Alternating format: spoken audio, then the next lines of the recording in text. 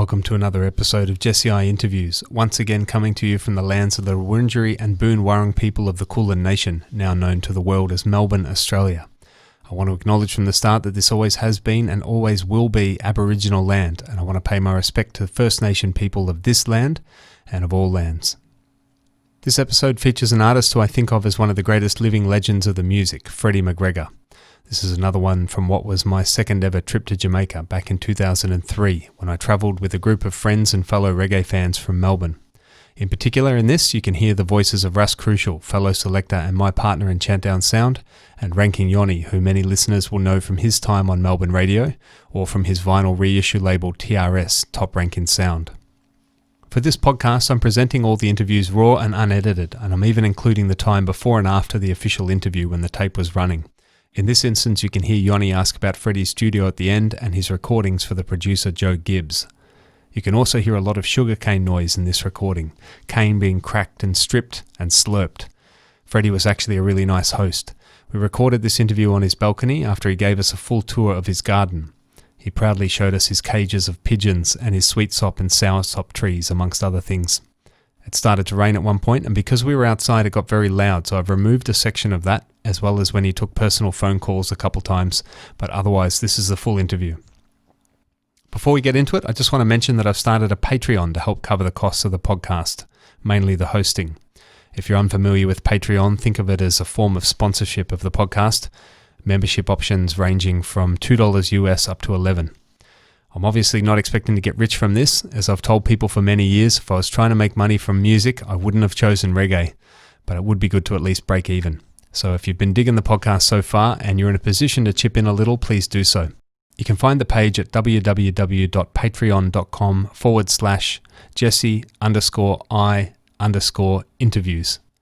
I'll post it up in the show notes as well. If you can't contribute, don't stress, just keep listening. Ultimately, this is just a labour of love for other people who share my passion for this music. But please leave me a positive review if you can, and help spread the word if there are other people you know who might be interested in hearing this sort of stuff. So with that said, let's do it. Jesse I interviews Freddie McGregor, Havendale, Jamaica, 2003.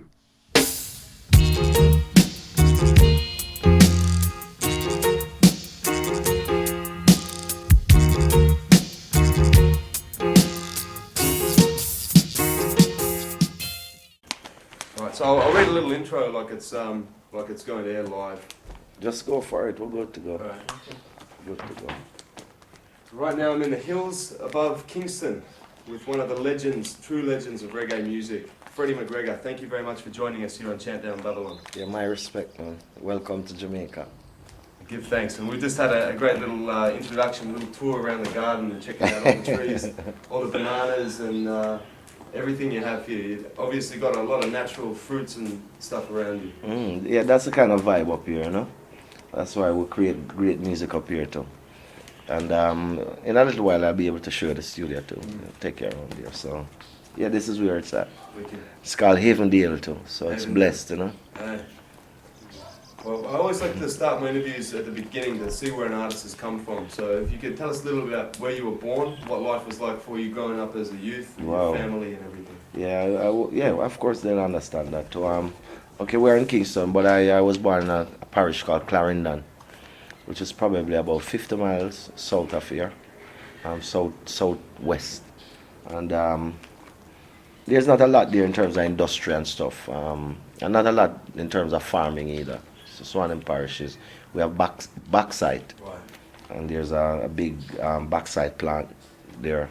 Other than that, it's our sugar cane. Right. Cocoa tea lives around the corner from myself, Everton Blender, not too far away either. Hence the name Clarendonians. Right. So that's where it all came from. You know, from Clarendon, started out with the Clarendonians when I was 7. When you were 7? Yeah.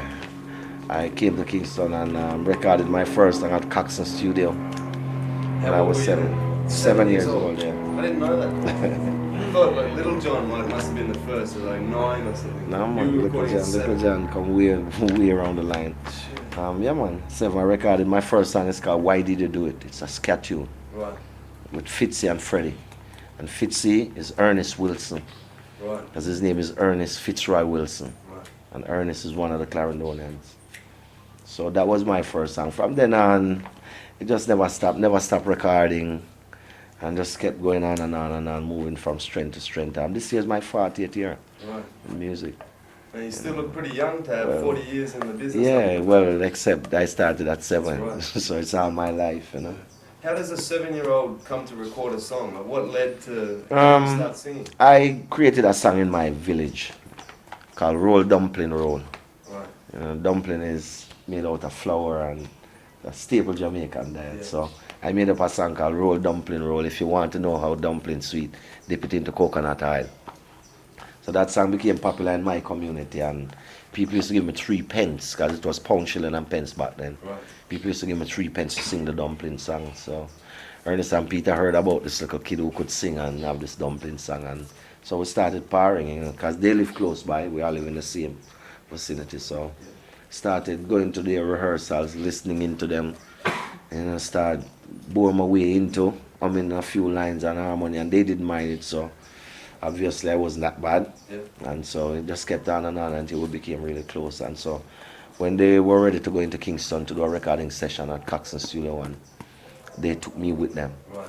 And that's how it all started. And what was that like for you at the time? It was like a dream, because here I am from the country, listening to all these great artists: Alton Ellis, Ken Booth, Leroy Sibbles, Gaylords, Bob and the Bob Marley and the Wailers, Alton Ellis, I'd say Jackie Mittoo, the Scatterlights, Don Drummond, all the great people were there. Yeah. And you know, you're listening to these people on radio, and one day suddenly, here I am in the same studio with them. And of course everybody was fond of me, and everybody asked me to sing the dumpling song quickly, sing that dumpling tune, mash up the place. So I became everybody's friend. So if Jackie Mittoo wanted a pack of cigarette, I said, "Little Freddie, go buy a pack of cigarette and keep the change." Right. Or Dan Drummond would say, "Go buy a soft drink and buy one for yourself." Right. Something like that. So I became their little run, and everybody loved me. And so started recording, and then Mr. Dad himself, because Coxon Studio One was, I would imagine, the equivalent to Motown in America. Right. It was the same vibe. All the greatest singers and players of instrument were there. And I guess Motown was the same. So, you know, after a while, Mr. Dad, the owner of Studio One, he took me on and had me living at his house. Right. Yeah, so I lived at Mr. Dad's house with his wife and his children for about 2 years. Right. And then he boarded me out to a school on Hagley Park Road called St. Andrew Junior High. Okay. And boarded me out with a Christian family at that point, because I came from country. My parents were still in the country. Here we are in Kingston. Yeah. Started regarding. But Mr. Dad must have seen the talent there, you know. Mm. And he nurtured me, and he believed in me, still do. And we managed to keep recording until 1975. I joined a band called, no, it was 1972. I joined a band called Generation Gap Band. Okay.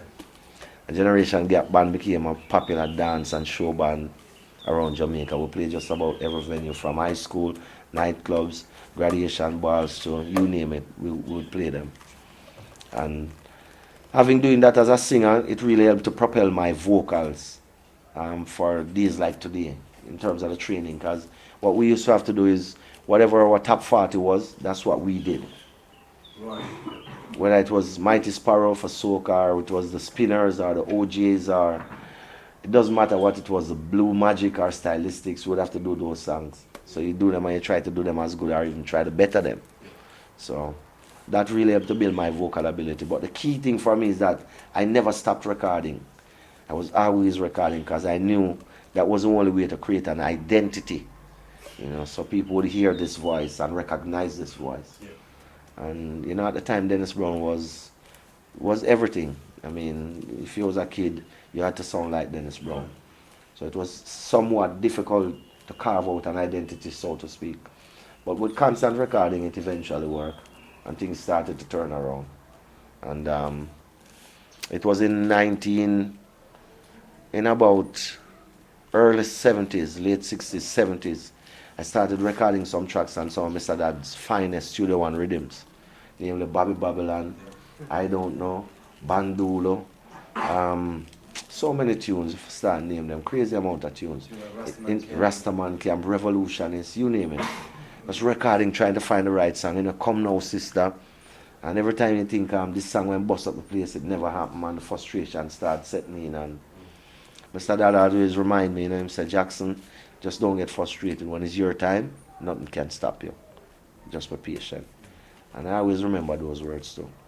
I was stuck with it, continued until Bobby Babylon came out in 1980. And that kind of set the pace. And so I first went to England in about 1981. Right. And it was magic from there on. I didn't realize how popular my material was in England and Europe at the time. Because while I thought it wasn't happening in Jamaica, it was happening underground. It was getting big in Europe. Right. So when I first went to England, I was really surprised to see the kind of popularity. And David Radigan did the first interview with me, and from there on, things just took off in a big way. Right after that, I made an album with Linval Thompson. My first breakaway from Coxsone was with Niney, the Observer. Yep. Niney was the one who got me to record an album with him. And we recorded an album called Mr. McGregor. Right. Walls of Jericho, Zion Chant, Jack Can Count and I, Do Good and Good Will Follow You. And that album really went well in England, and that was the first time I went to England. Right. And immediately after that, Linval Thompson Right. came through with the Big Ship project. Yep. So the album for Observer, that's one that Heartbeat reissued as... Yeah, it's been reissued a couple Zion times Chant, yeah. under different names. Zion Right. Chant is one of the names. And then Linval Thompson will be the Big Ship. Linval Thompson came through, and Linval and I, we produced an album called Big Ship, which turned out to be Big Ship. And that album took off in a big way. In every country, I'd say that reggae music was played. And from there on, I just really never looked back. I just kept rolling on and on. And, we're hanging in there. Just this year, my last album was nominated for a Grammy earlier this year. Is that Signature? Signature. Yeah. And I've already had a new album come out in England now. It's called If Your Heart Is Willing on Jetstar. Right. And that's doing extremely well in Europe at the moment. So we're just hanging in there doing what we do best, which is making good music, as I know it. Mm. What was it like for you? You've sort of taken the story there up to the early 80s with the Big Ship album. It seems to me that reggae music in the 80s, middle of the 80s, took a downturn, particularly in terms of the consciousness of the music. And with all the digital rhythms coming in, a lot of the roots seem to have been lost. What was it like for you during that time? If you notice, what I did was I made a series called Jamaican Classics Volume 1, 2, and 3. Because at the time, the DJ music became very dominant. And while some of it was potent and nice, a lot of it didn't make sense and was very derogatory. And so one has to be careful how you release new material at certain times, because it could easily get lost within the system of songs and you lose a good product. So I chose to make an album called Jamaican Classics at the time. And the idea seemed to be a great one. And we released the album, and Let Him Try became a big hit. And the album took off big time. And Japan immediately requested a volume 2. And we did a volume Japan. 2. Yes. Right. And I Was Born a Winner became the big single from that CD. And I personally didn't want to make a volume 3, because I wanted to get back to writing, Yep. But they demanded a volume 3, and we did it. And from there on, it was back to original. Of course, we've had quite a number of albums since Jamaican Classics. We've had Push On, we've had Masterpiece, we've had Signature, we've had Anything For You, and we have Art Is Willing. Yeah. So what do you think about the state of reggae music in Jamaica today? The state of reggae music is, the music itself is potent just the same. But I would say to you that the media has killed the music somewhat. The media? Yeah. In that, while there has to be changes, you cannot give away what is truly the cultural base of your country. And I think what contributes to it is a lot of young kids have gone into journalism and into radio, and kids who do not necessarily have the knowledge of our music. Right. Kids who readily accept what they know today. But it's also very important to know what happened yesterday. True. And that will give you a better perspective of where we should be going tomorrow. Yeah. So the kids have stuck to dancehall, what we call dancehall music, because I also have a problem with that too. Right. Because one firstly has to define dancehall music. What is dancehall music? Right. And my answer to that question would be, dance hall is a place where people go and you dance to music. It's a dance hall. Yep. You go and you dance to music. What is played in the dance hall is a variety of different music. Yeah. R. Kelly is played in the dance hall, Bob Marley, Freddie McGregor, Dennis Brown, Barry Salmon, Buju Banton, Capleton, Being a Bounty. Everybody's played in the dance hall. If you're talking about the music now, you'd have to rename the music that goes with that particular kind of sound. Because, for example, Barry Salmon has a track, I wanna live without you, said everything would be fine. And Buju, they're on the same rhythm, and Buju say, who said that big man don't cry? So which one is dancehall and which one is reggae? Good question.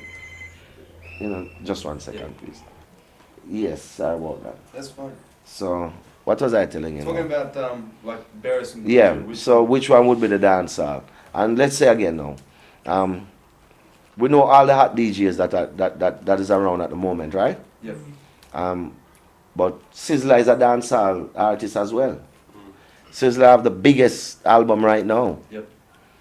that we can call dancehall, but there's no jump up music on there. That's right. It's all article, hardcore, Studio One sound and rhythm. Yeah. So like Queen Majesty. exactly. Java and all of them. So guess what? You know, we really have to try and understand what we're talking about. Yeah. So while a couple of years ago them complain about what the youths want, of course the youths want the Sizzla album. Of course they want it. It's very popular. Everybody wants it. Yeah. Everybody love it. So it would tell me that what they push on the youths is what the youths have come to accept. Because there are lots of material like the Sizzla material that is out there, but radio don't play them. Radio push what you call jump up music. Yeah. And that's what them force on the kids, and that's what the kids come to love. But if you did also even the balance and play more of like Sizzla, the youths would love it too. Because of course them love Sizzla. So you understand what I'm saying? Totally. Whenever we tune into Irie FM, we hear artists like Elephant Man all the time. Yeah. And we never hear artists like Yami Bolo. Yeah, you don't hear that. You don't hear D Brown. You don't hear Bob Marley. In Bob Marley country, you hardly hear Bob Marley. That is how bad it really is. If I may speak the truth. Yeah, it is. So you think that the lyrical content of that, the conscious music, holds it down as well, or you think it? No, conscious music is there, but you see, what creates a problem is radio is not playing it, newspaper is not writing it. Right. Why is that, do you reckon? Well, why do they prefer because the youths have gotten into this image of dancehall. Yeah. And the media, those who are in media today, are also youths who don't know better. Right. So it's like a bunch of idiots that stroll down a one-way street, a dead-end street, pretty much. So I term it, you know. And it's really bad, because if you read the paper every day, you see young kids writing up and complaining about the state of the music. The music is not potent anymore. Dancehall or no dancehall, whatever they want to call it. It's not the potent music that we used to have anymore. It's like anything goes. Apart from Elephant Man, Sean Paul, of course, Sizzla, Capleton, Buju Banton is a real conscious DJ, if you ask me. Not much else is happening. And I'm glad you're from Australia, and I don't know if you get a chance to listen to radio in other countries outside of Australia, apart from Jamaica. But there are many radio stations in Jamaica today, which thank God, because they make a big difference. But when it was pretty much 2 and 3, it murdered the country. Now we have more stations, we start to get a wider collection of music being played, but for the most part, it's sad. Yeah. What about, it seems like there's a lot of American influence in the music now. But if you notice, all the DJs them wear basketball shirts like them live in the United States. So it is very, everybody wants to be like R. Kelly and Jay-Z and To me, that's disappointing as well. yeah, because the American rappers want to be like us, Yeah. and we trying to be like them. Man, it's crazy. And they just keep their own identity. We're losing it. All right. Well, talk about the Big Ship label now, your own label. When did you start? your Big own Ship label? started back in about 1989. We actually started the label. We've released lots of stuff. We've had a deal in Japan for many, many years, Yeah. where Sony releases our product. Then we moved on from Sony and we had a company called Taichiko, who released our stuff as well. And so Japan is a country that we go to Japan so often every year. And we have a big following there, Right. and we release a lot of material there. In England, we used to release a lot of stuff. Kind of slowed down a bit within the last couple of years. We've been busy touring, and that didn't give us much time to spend in the studio. However, every year I still try to make sure I record an album. But in terms of producing, right now we've just bought a new 24-track machine, and we're waiting on a board to come in now. And we're going to install a new board in the studio and just do some readjustments and get back to releasing material. Right. But we have loads of material inside there, piles of it. What was the decision? Why did you decide to start your own label? Because it just feel like the right thing to me. You know, I mean, over the years, if you get up and you record for everybody, at some point you want to have some recording on tapes for you too. And I always have that kind of vibe about me. So, you know, I'm never short of an album. The reason why a lot of artists who are the mainstay of our music industry is still not current today, because I could actually boast that I'm the youngest artist to have started who is still the most current in 2003. Yeah. Because I always have an album from 1963 to 2003. I always have an album, I always have a current single, always current through every generation. It could be the same for Bob Andy and for Ken Booth and for Leroy Simmons and for John Waite and everybody else. But the difference is that I buy studio tape. You look in my tape room, piles of tapes. You know, because you don't wait on a producer to produce an album with you. You know, you if you have to do it, you have to do it. That's how you're gonna stay there, and that's what I do. So I guess that makes a difference. Yeah. Excuse me one second. I just got to change the battery. Time until him perform, you know. But then he's not consistent, because consistency is really the key to it all, you know.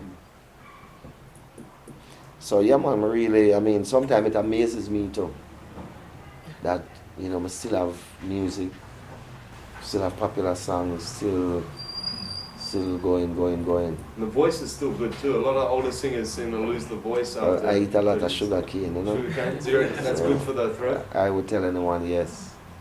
In terms of that, I really think so. That's what I need. I The really ganja think here so. is throat ache. Yeah, man. Yeah, I don't. Would you like some sugar cane? I've got sore throat, so if it will help, then. Yeah, it would. What? Definitely, man. Definitely, most certainly. Do you want us to wait here, Freddie? Huh? Wait here? Outside? Yeah, I'll take it for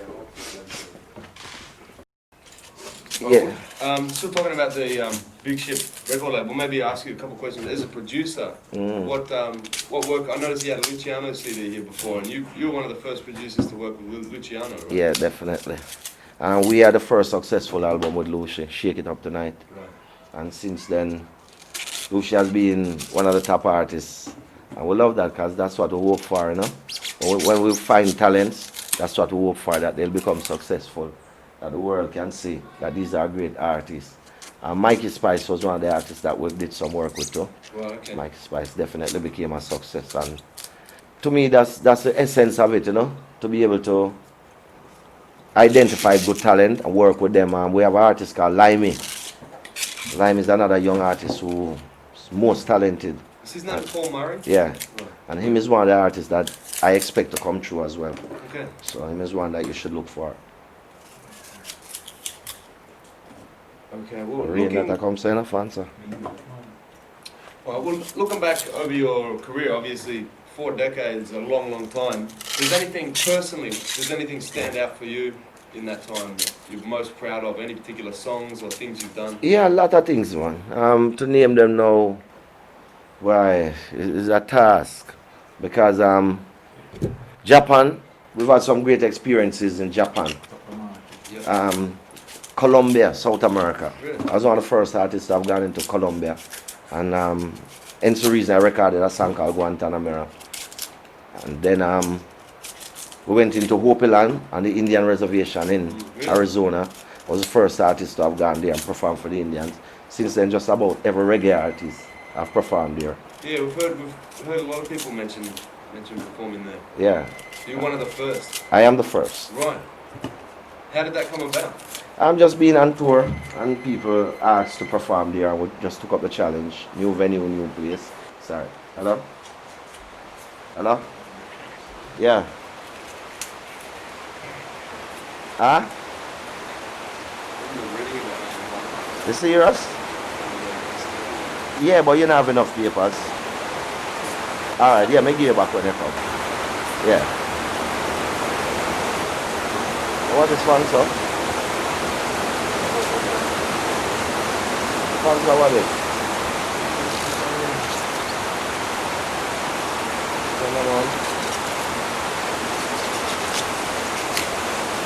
Pause the tape for a second for me, please.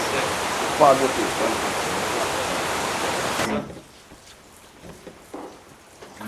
Okay. One thing I want to ask you about is how you go about writing your songs. And obviously, there's a huge catalogue of tunes. How do you sit down and write a song, or you go work with the rhythm first, or? Lately, I work with the rhythms. Even in the studio, I record a bunch of tracks. I pick the ones that sound like workable. Just take up a pen and it's a done deal. I find writing very easy right now. Okay. So the rhythm, the tougher the rhythm track, the wickeder the song never write for it. Yeah. It's just a natural progression right now. And as an artist, I think one of the keys to be able to listen to the rhythm track and determine what song is going to fit. Yep. Because that's important. You know, sometimes a man make a culture tune on a song which should be a love. And it don't come across the way it should, and vice versa. So all those are important little notes. Yep.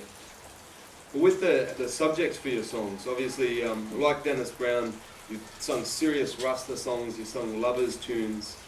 How do you decide what sort of song you're going to write? Does that come off the rhythm as well? Yeah, when I listen to the rhythm track, I determine what kind of song should go on the rhythm track. Yeah. What about Rastafari in your music? Important. Yeah. You know, from 1975, if you remember the 12 Tribe of Israel. Is that when you first started up Rastafari in the mid-70s? Yeah, 74, 75. And then start have a different outlook on life, pretty much. And our team was always Africa as a woman, and we are fight for that struggle. Yep. And it comes out in the music. Read the Bible, and of course you hear that in the music too. So, and that still remains today too. Well, one song just recently that we've been playing on the radio in Australia is a tune called Uncle Sam. Boy, Can you tell us a little about that song? where him come from? How for food him think him a come them? Where you fight, you better go along, you go and like your name Uncle Sam. Sham. Yeah, again, it's rhythm track versus what would sound good on the track. Yep. So Mafia and Fluxy make the track, and Light Campbell brought me the track. I'm listening to it. I mean, say, you know, that track sound like a track where I take a patois lick, you know, like a patois hardcore yard thing. Yep. So I think up a chorus, and it made sense. I who him, where him come from, I who for food him think him a come there. Where you find you better go along, you go and like your name Uncle Sam, Sham. And then we have to make a song around that now. Because you have the chorus, Yep. which is fine. They're going to create a song.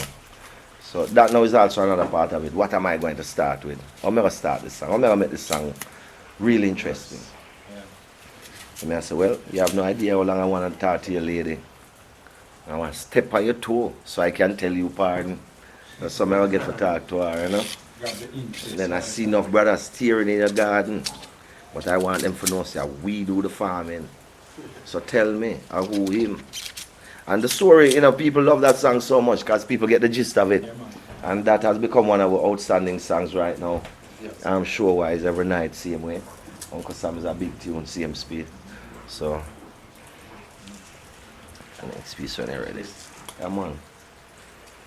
All right. Well, so what do you you've accomplished so much in the last several decades? What's left? Where do you want to go from here? More album, more concerts, more production. Yeah. Because it's about music. Music is my calling, so I don't have anywhere else to go. You want to become a carpenter or a mason for the rest of my life. Yeah. So, I'm going to music all the way through. And hopefully, we can just find new talents to produce as the year goes on and try be able to make an album every year or two and perform as long as we have the health and strength to do so. Yeah. All right. Well, is there any message to wrap up? Any message to pass on to all the people in Australia listening to this? People who've been listening to your music. Yeah, I hope myself and Gumption will get to come to Australia to do a concert. So promoters, keep your ears open. We're looking forward to that. And hopefully the music will find its way into Australia, just like it has found its way into many other countries, and build and become a force within Australia. And hopefully people like yourself who are good kids will try to promote the best of what's come out of Jamaica, As a lot of people tend to run with garbage, and it destroys the true essence of our music and culture. Yeah.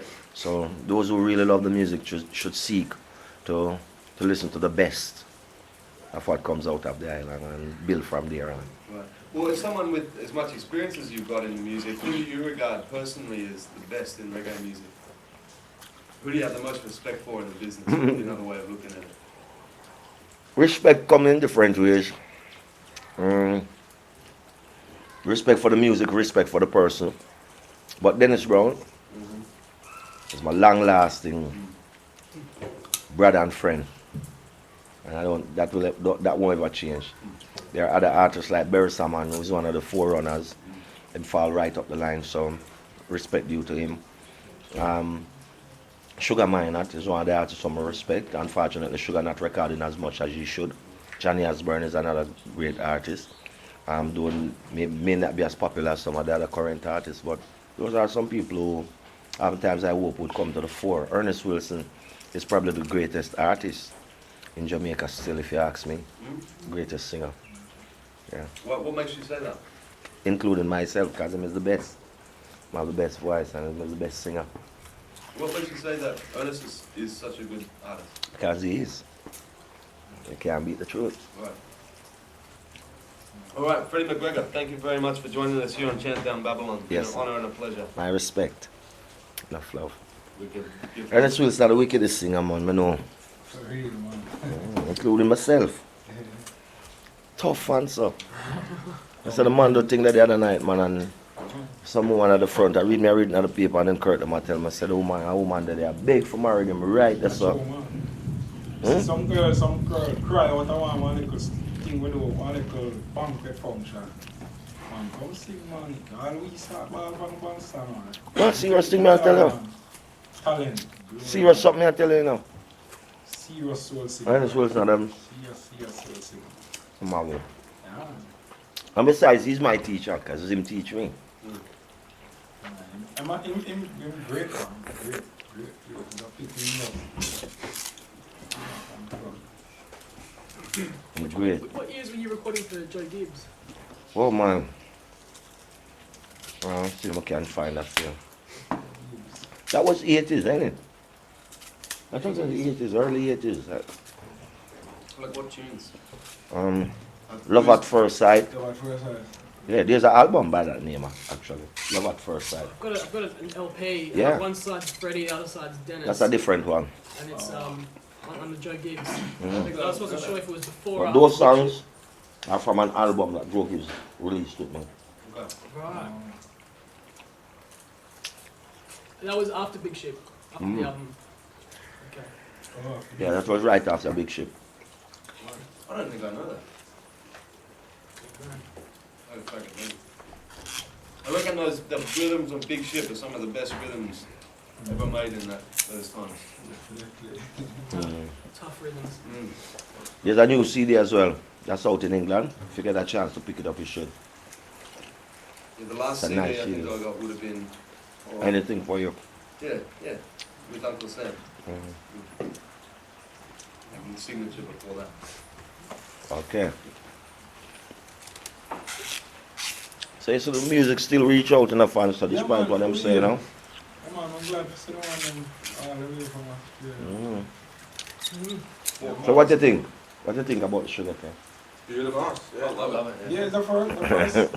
I had it last year. Oh, yeah, the last, okay.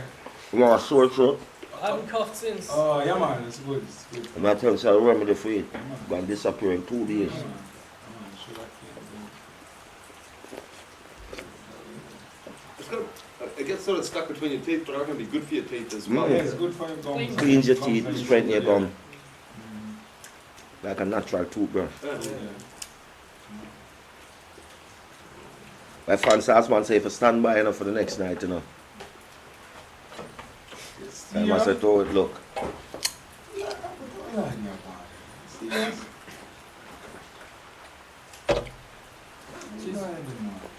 Freddie, so your studio is not operational yet. Mm. It is. But yeah, so you've got to install the 24 track. Almost 10 years. Wow. From here. Yeah.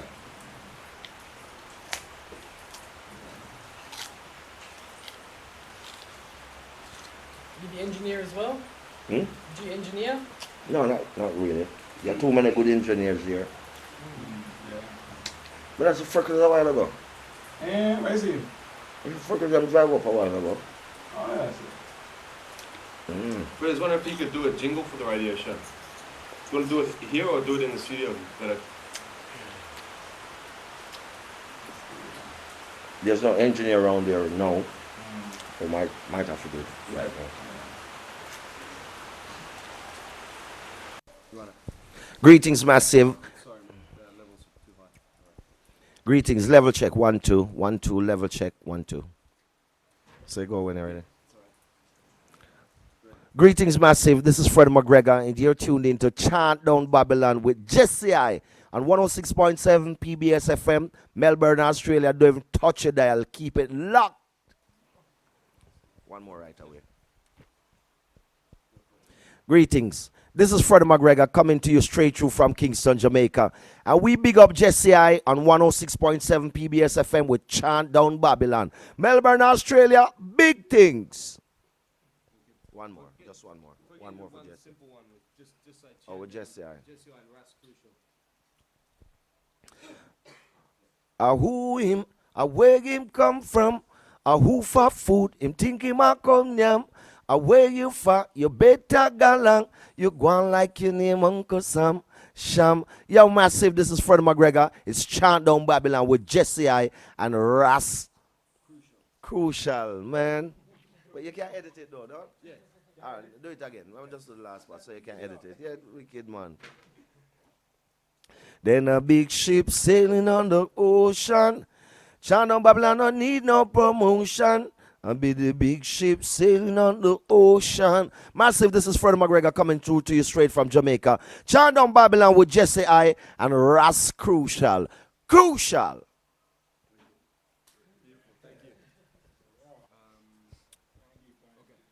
Greetings, massive. This is yours, Freddie McGregor, and you're tuned in to Chant Down Babylon on 106.7 PBS FM, Melbourne, Australia.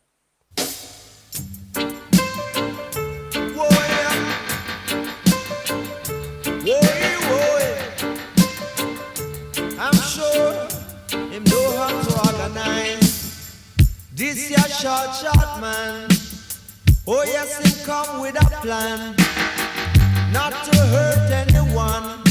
I'm sure him is a Rasta man.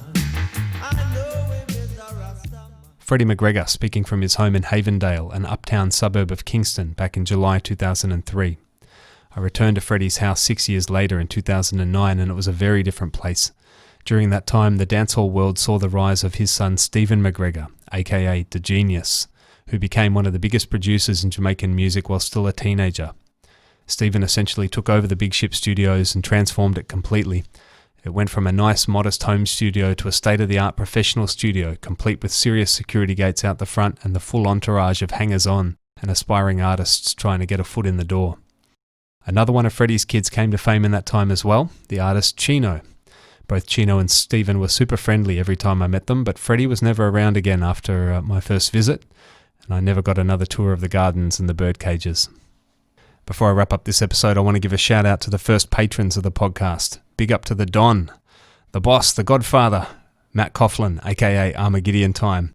Big up to the real General Joe, aka Empress Irie, and to the original General of the Million Flag Patriots, better known as Tom Tanaki. Shout out as well to Michaji Daniel Mathia, aka Big Ting. Big thanks for the support, everyone, and thanks for listening. Until next time, eyes is every time. Now here come the big sound from way down under, chant down at the name saying. Now Ross Crucial, just here, you don't have the big tune, so you know what for do. Melbourne, whole Australia, Freddie McGregor die on full speed. Run the track for them. Chant down won the keys to the city. We won the keys for the dance hall. We locked down Australia and the world. I've tried this road both day and night, and every morning as I rise I pray. Never let no sound get in my way. If you know say I chant down I praise, and then hey select I get to understand. You're trying to ruin a chant down that plan, but this time you won't get away. Selector over there so I feel pay. You know say chant don't want the keys for the city. You know them cannot run no water pity. Some boy coulda huff, you coulda puff, you coulda big till you bust. Chant down at the big bad sound. Again me say chant down want the keys for the dance hall. You know them cannot run no water pity. Some boy coulda huff, him coulda puff, you coulda swell till you bust. Chant down at the big bad sound. Hey, hey. I try to play the best dubs I can. I try my best not to hurt no sound man. Living and sticking to dub plate plans. That's the way of a champion sounds. Again, whoa selector, hear these words I say. You better go down on your knees and pray, so you can live to spin another day. Give thanks to chant down I say. Now Farah, we won the keys for the city. They know them cannot run no water pity. And somewhere coulda huff, you coulda puff, you coulda big till you bust. Chant down at the big bad sound. Again me say chant down on the keys for the dance hall. You know them cannot run no water pity. Somewhere coulda huff, you coulda puff, you coulda swell till you bust. Chant down at the big bad sound. Hey now, chant down, you want the keys for the city.